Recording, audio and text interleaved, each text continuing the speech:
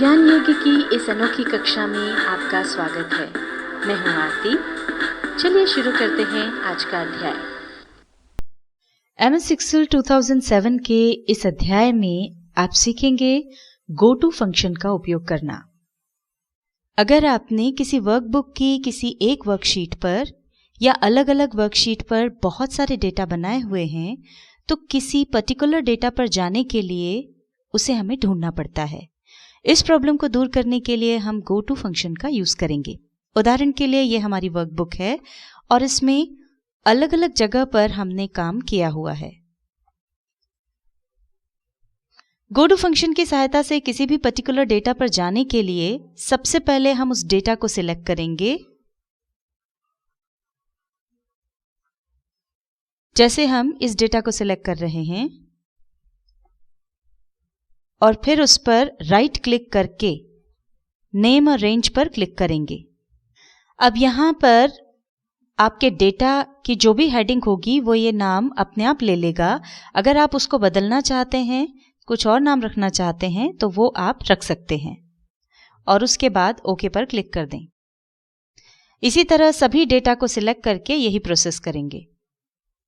अब जब भी हमें किसी पर्टिकुलर डेटा पर जाना हो तो होम टैब में फाइंड एंड सेलेक्ट ऑप्शन में जाएंगे।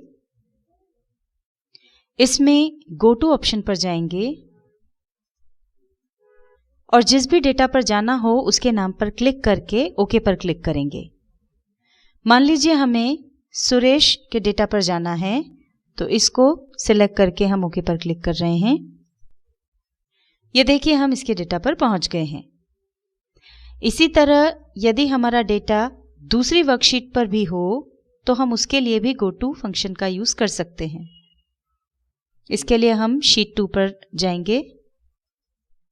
इस डेटा को सिलेक्ट करके इसके ऊपर राइट क्लिक करें, नेम और रेंज पर क्लिक करें और नेम में जो भी नाम देना हो वो दे दें। यही नाम रखना हो तो वो भी आप रख सकते हैं और फिर ओके पर क्लिक कर दें।